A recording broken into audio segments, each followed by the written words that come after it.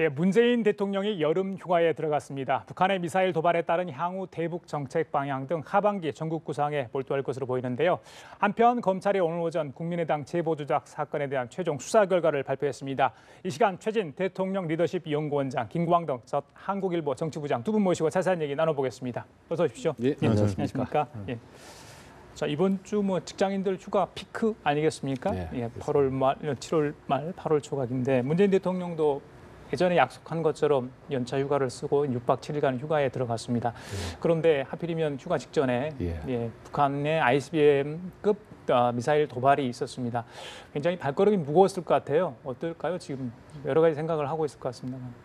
아마 고민 끝에 휴가를 결행했을 거고 지금 휴가 중에도 마음이 편치는 않을 겁니다. 그리고 야당이 일부 지금 지적하는 부분도 저는 일리가 있다고 봅니다. 근데요, 휴가는 이제 크게 두 가지 종류가 있어요. 하나는 노는 휴가가 있습니다. 가서 잠자고 쉬고 책도 보고, 그리고 외부로부터 이제 비공개된 휴가가 있죠. 그다음에 이제 일하는 휴가가 있습니다. 휴가를 가서도 계속 보고를 받고 사람들을 만나게 되고 또 구상을 하고도 이런 건데 지금 문재인 대통령 같은 경우는 이제 일하는 휴가 아니겠습니까? 일정이 전부 공개된 데다가 말만 휴가지 실제로는 이제 일을 하고 계속 지금 외교 안보를 챙기고 있기 때문에 쉬는 게 아니네요, 그러면. 야당이 그렇게 우려를 할 만큼 그렇게 크게 문제가 있는 것 같지는 않다고 봅니다. 부장님. 그래서 대통령의 과연 이 시기에 휴가 한 게 적절하냐에 대해서 이제 논란이 있지 않습니까? 야당은 적절치 않다라고 비판을 하고 있습니다만은 대통령제 모델 국가인 미국에서는 미국은 전 세계에 이제 소위 군인들을 파견했기 때문에 곳곳에서 전쟁과 유사한 일들이 벌어지죠. 근데 이제 미국 대통령은 주말에 그 중에도 골프를 치러 가는 경우도 있어서 그렇지만은 또 우리나라가 또 미국하고 그대로 비교할 수는 없는 분단 현실이기 때문에 또 이런 것도 있습니다. 대통령의 행동 하나, 말 하나가 이 북한에게 주는 메시지도 있고, 그다음 우리나라의 군의 최고 통수권자라서 군에 주는 메시지도 있고, 그다음에 이제 국민들한테 어떻게 하는가 하는 그런 분위기에 영향을 주는 게 있거든요. 그런 측면에서 과연 지금 시점에 가는 게 적절한가 하는 지적은 할 수는 있어요. 그래서 이제 이번에 휴가를 갔는데 아침 이제 평창을 하루 들려가지고 진해에 군부대에 있는 휴양시설로 갔다 그러니까 거기서는 유사시에는 항상 바로 화상회의도 할 수 있고 그걸 대비를 다 시켜놨다 그럽니다. 그러니까 이제 그러니까 쉬는 게 원래는 그런 걸 하지 않고 특별히 보고를 받지 않으면서 그야말로 편하게 쉬면서 구상을 하는 게 휴가인데 진짜 휴가 같지 않을 겁니다. 그래서 저는 그런 논란이 있기 때문에 대통령이 진해 거기 가서 이제 앞으로 여러 가지 일이 벌어질 수도 있는데 어떻게 적극적으로 대처하느냐 그게 중요한 것 같습니다. 저기 대통령의 연차 휴가는 따로 기간이 정해져 있습니까? 지금 이제 공무원이기 때문에 6년 이상 문재인 대통령 같은 공무원 생활했기 때문에 21일까지는 가능합니다. 그렇군요. 그런데 우리나라 대통령의 여름 휴가라는 게요. 별 의미가 없습니다, 사실은. 왜냐하면 3박 4일, 길어야 5박 6일 정도. 요번에 아마 문재인 대통령이 거의 이제 최장기로 6박 7일 동안 이제 휴가를 하는 건데 그 기간 동안에 가봐야 이제 약간 사람 만나고 낚시하고 이런 정도인데 그런 점에서 별 큰 의미가 없습니다. 미국 같은 경우는 이제 아시다시피 상당히 의미가 있죠. 왜냐하면 거의 한 달 이상, 2달 이상씩 휴가를 하기 때문에 그 기간 동안에 정말 몸과 마음을 완전히 푹 쉴 수가 있고 새로운 충전을 하거든요. 우리나라 대통령 4, 5일 동안 쉬어서 충전이 되겠습니까? 지금 부시 2세 대통령 같은 경우는요. 지금 여름 휴가에 4, 5주 정도 갔고요. 겨울에는 2, 3주를 갔습니다. 그러니까 합하면 거의 2달 이상인데요. 8년 재임했지 않습니까? 그러니까 보니까 정확하게 879일 동안 휴가를 갔더라고요. 그러니까 2년 5개월 동안 휴가를 갔습니다.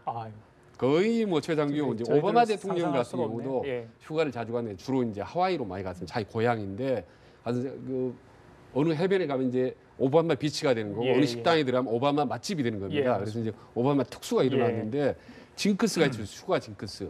휴가 갈 때마다 폭우가 이제 쏟아지거나 허리케인이 오거나 혹은 흑인 폭동이 일어나거나 해외 전쟁이 일어나. 그런데도 불구하고 한 번도 하루도 빠지지 않고 휴가는 챙겼습니다. 그 정도로 의미가 있는 거다. 외국은 상당히 의미가 있지만 우리나라 대통령은 휴가 뭐 일하는 거나 별 의미가 없어요. 그래서 예. 이번에 문재인 대통령만큼은 제대로 휴가다운 휴가를 쉬나 했더니 역시 아니었군요. 지금 뭐 어떻게 휴가 마음 편하겠습니까? 하루도. 부장 말씀하셨는데 평창과 진해로 이제 일정을 잡았습니다. 예. 이 경호하고 보안 문제 때문에 행선지 그러니까 휴가지 선택도 신중할 것 같은데 역대 대통령은 어떻습니까? 주로 어느 곳에 쉬셨는지 우리 뭐 원장님 잘 아시잖아요. 그러니까 크게 이제 전두환 시대와 그 이전 이후로 나눠집니다. 아, 그렇습니까? 예, 왜냐하면 전두환 대통령이 이제 청남대를 만들었기 때문에 그 이후로 노태우, 뭐 DJ, YS 대통령은 주로 청남대를 많이 이용을 했고요. 그 전에 이제 박정희 대통령은 이제 저도라고 하는 거제도 옆에 이른바 이제 청해대 푸르청자에 바다의 자를 써서 청해대라고 하는데 거기서 좀 많이 쉬었고요. 이승만 대통령 같은 경우는 이제 저 강원도 이제 화진포라고 있습니다.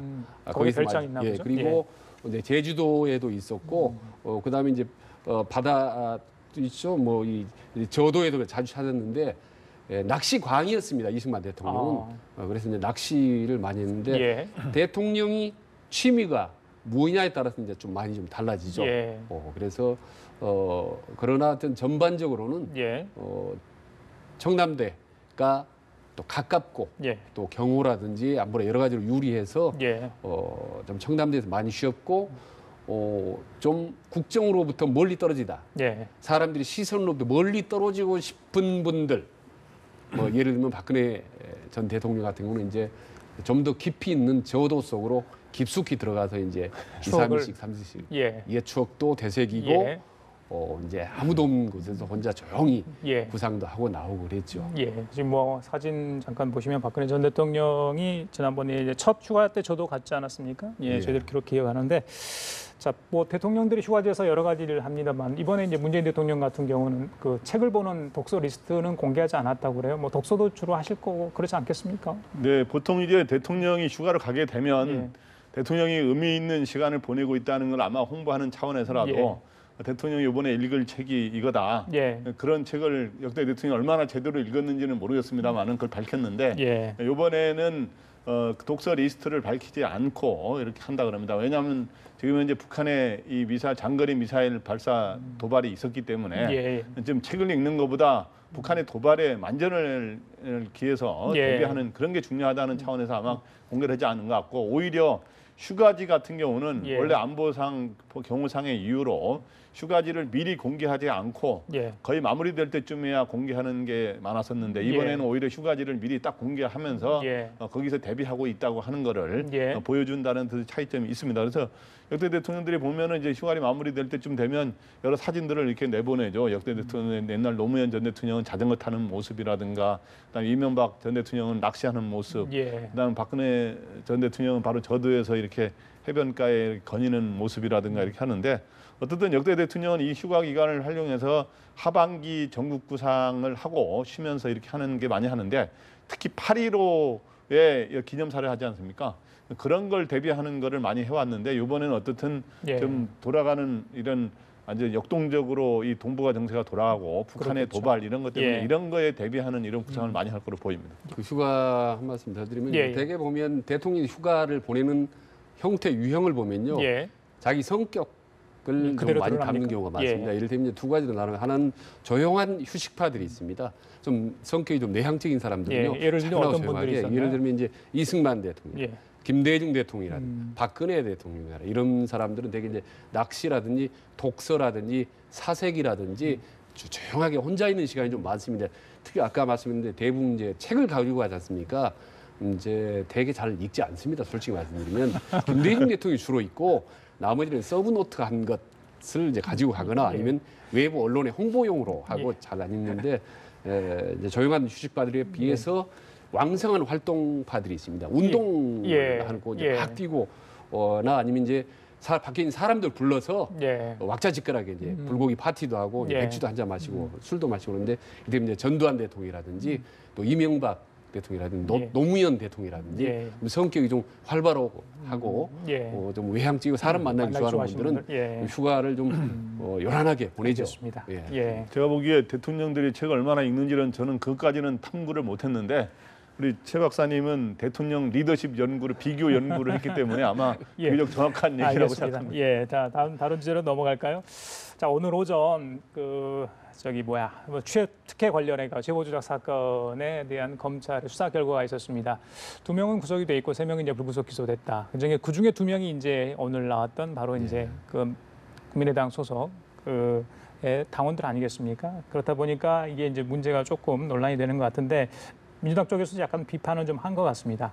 뭐 이유미 씨 혼자 된 걸로 돼 있는데 그게 아니지 않냐? 결과를 보니까 이런 이야기를 했거든요. 자, 수사 결과를 보고 일단 먼저 총평을 좀 해주시죠. 뭐 한 달 정도 대한민국을 막 뒤흔들었지 않습니까? 그게 꼬리 자르기냐, 머리 자르기냐, 뭐 온통 요란했는데 결국 이제 사실 검찰의 최종 이제 결과를 이제 믿을 수밖에 없는데 어떻게 5명 기소 2+3으로 했지 않습니까? 2명이 이제 기소하고 구속 기소하고 3명은 불구속 기소를 했는데 보면 이제 김성호나 김인원 이제 공명선거 부단장 또 이제 확실한 어떤 혐의가 없는 것으로 이제 나왔고 이용주 이제 의원도 사실은 특별한 인식의 증거가 없다. 그리고 우리가 이제 윗선 수사로 주목을 끌었던 이제 박지원, 안철수 전 대표 같은 경우도 사실은 특별한 관여한 게 없다라는 식으로 결론을 냈습니다. 그러니까 국민의당 입장에서는 천만다행이죠.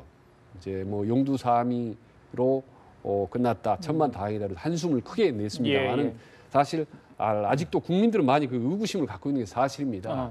그리고 특히 이제 안철수 전 대표에 대한 많은 의구심, 뭐 이런 부분들이 아직도 여전히 이제 남아 있는 상태이기 때문에 그런 여론을 인식해서 또 오늘 어떻게 보면 이제 대국민 사과 기자회견에 또 동석하지 않았습니까?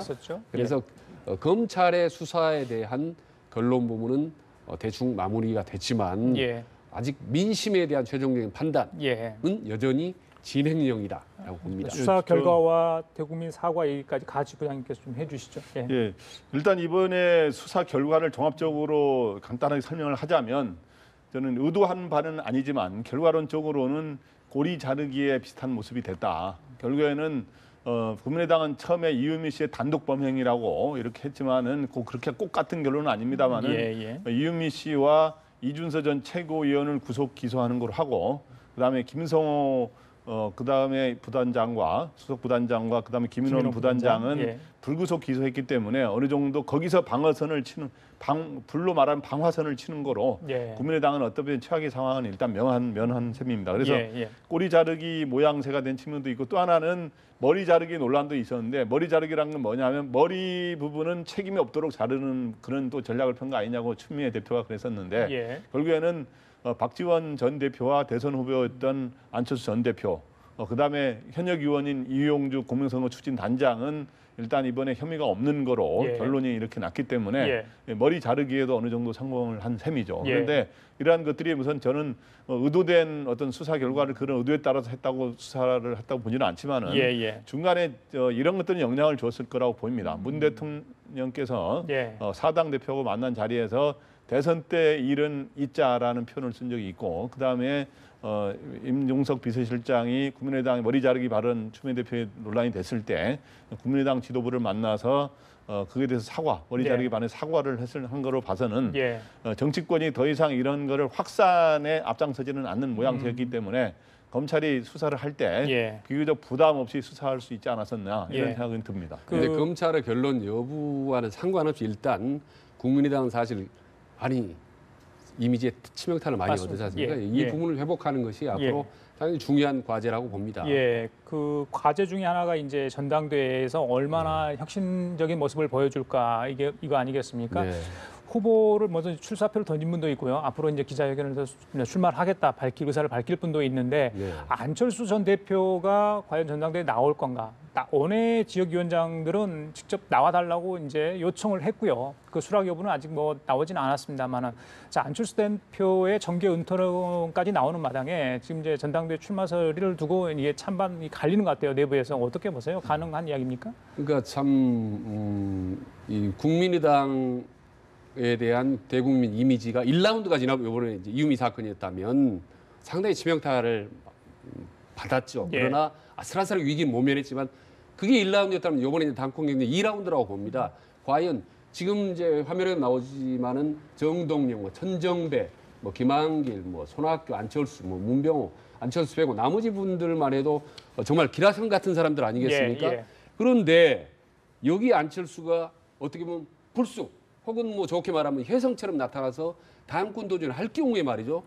정말 모양이 이상해지는 거거든요. 예. 그래서 출마를 하느냐 안 하느냐 이게 이제 관건인데 지금 보면 안철수를 지지했던 사람 200 지금 전체 250명 원외지구당 중에 109명이 가서 서명을 했지 않습니까? 지금 출마해달라고. 근데 주로 수도권 쪽이 많고 주로 원외위원장입니다. 이렇게 가서 만나서 제안을 했는데 안철수 대표 반응이 상당히 재밌지 않습니까? 대단히 고맙다고 그랬습니다. 와서 출마를 해달라고 하는 사람들 그렇게 해줘서 너무 고맙다. 신중히 고려하겠다, 결정하겠다 이렇게 얘기를 했거든요. 그리고 그것을 만났던 사람이 주도적인 사람이 상당히 출마할 가능성이 높다고 본다라고 개인적인 의견을 또 피력했습니다. 이거는 무슨 말이냐면 어떤 형식으로든지 안철수 전 대표는 출마하고 싶다. 그래서 당 대표가 돼서 이미지도 쇄신하고 내년 6월 지방선거 때 멋있게 짠 한번 이미지를 해보고 싶다라는 생각이 꿀떡 같을 겁니다. 그러나 이 상황이 앞으로 전개될 상황이 어떻게 될지 모르겠어요. 정동영이라든지 기라성 같은 후보들 그대로 놔둘지 한판 붙을 경우 국민의당 완전히 내분으로 가거든요. 그래서 최근에 나온 승일구문이 오늘부터 나온 얘기가 본인은 나가지 않고 제3의 인물 또 다른 출마달 중 한 명을 지지하지 않겠느냐라는 준 얘기가 나옵니다. 알겠습니다. 그래서 오늘 우연히 제가 만난 거기 지역위원장들 몇 분 만나보니까 오늘 현재 이 시간 현재로 안철수 출마 가능성 6대 4로 보더라고요. 6 정도가 출마할 가능성이 높다라고 이제 4를 상황을 지금 예시 주시한다. 지난주하고 벌써 상황이 달라졌습니다. 저 안철수 전 대표는 원래 일반적으로는 대선 후보를 지낸 사람들은 당분간 1, 2년 동안은 출마를 직접 이런 당대표라든가 이런 나서지 않는 쪽으로 오히려 이선 후퇴해서 이렇게 지내는 게 많았었는데 그리고 잘못하다가 또 내년 지방선거에 지지자로 나섰는데 선거에서 패배하면 또 책임을 져야 되는 일이 있지 않습니까? 그렇기 때문에 오히려 일반적으로 안 나서는 게 일반적인데 이번에 홍준표 대표 같은 경우도 자유한국당의 대표가 됐고 그런 상황도 있고 본인이 지금 리더십의 여유가 당내 리더십에 여유가 있으면 오히려 안 나서도 되는데 자칫 그 그립을 놓다가는 오히려 다른 사람한테 당의 주도권을 빼앗길 수도 있다는 이러한 것들도 생각해야 되거든요. 그렇기 때문에 저는 출마를 고심하고 있다고 마침 이번에 원외위원장 109명 전체 위원장이 한 250명 가량 되는데 109명이 했는데 현역들은 가담이 안 했습니다. 근데 현역 의원이 절반 가까이가 친한 계열이기 때문에 그거를 감안하면 대충 전체 지구당 위원장 중에 절반 가량이 지금 안철수 대표 전 대표 지지 선언을 한 셈입니다. 그래서 현재로서는 나오면은 당선 제일 득표를 많이 할 가능성이 조금 높은 그런 상황인데 저는 여러 가지 생각 보고 당선 가능성이 있다 이런 판단이 선다면 나올 가능성이 있다고 봅니다. 알겠습니다. 자, 하나만 더 여쭤볼게요, 두 분께. 지금 이제 문재인 대통령이 휴가 중인데 안보 분야에서는 사드 관련해서 좀 고민을 많이 하실 것 같고요. 사회 문제 관련해서는 탈원전, 신고리 오르코기 문제 지금 공론화위원회 구성이 됐습니다. 그래서 이제 공론화 절차를 3개월 동안 발표됐는데 벌써 또 공론화 내부에서 지금 이제 주책 어떻게 누가 할 것인가를 두고 이제 지난번에 논란이 있지 않았습니까? 그 부분이랄지 그러니까 지금 정부에 추진하는 부분들 갈등이 있는 부분들을 어떻게 봉합해서 갈 것인가 좀 고민거리가 아닐까 이런 생각을 해보거든요. 사드나 원전 뭐 물론 분야는 다른데 전반적으로 이 문제 어떻게 좀 해결을 해야 될까요? 그야말로 우리가 흔히 하는 말로 좀 뜨거운 감자인데 사드 배치가 뜨거운 감자였다가 상당히 이제 식었지 않습니까? 많이 식어서 정리가 되는 판인데 탈원전 문제가 다시 또 뜨거운 감자가 하나 이제 등장을 했습니다. 근데 정부 입장은 아시다시피 이제 공론화위원회가 결정을 하면 거기에 따르겠다.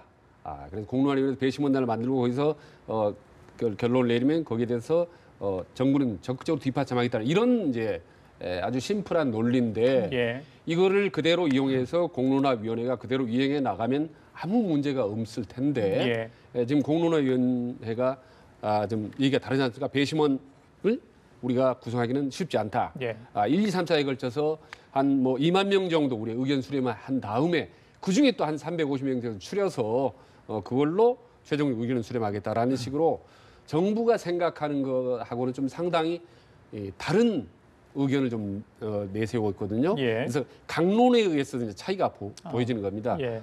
결론적으로 말씀드리면 사드 문제에 이어서 탈원전 문제도 문재인 정부의 어떤 리더십 혹은 위기 관리 능력을 테스트할 수 있는 하나 중요한 그런 이제 평가 잣대다. 따라서 너무 서두르지 말고 워낙 국가적인 중요한 에너지 자원의 문제이기 때문에 신중하고 슬기롭게 어떤 내부적인 조정을 잘 해결해 나가면 이것도 사드 문제와 함께 무난하게 정부 순항하지 않을까 기대를 합니다. 부장님.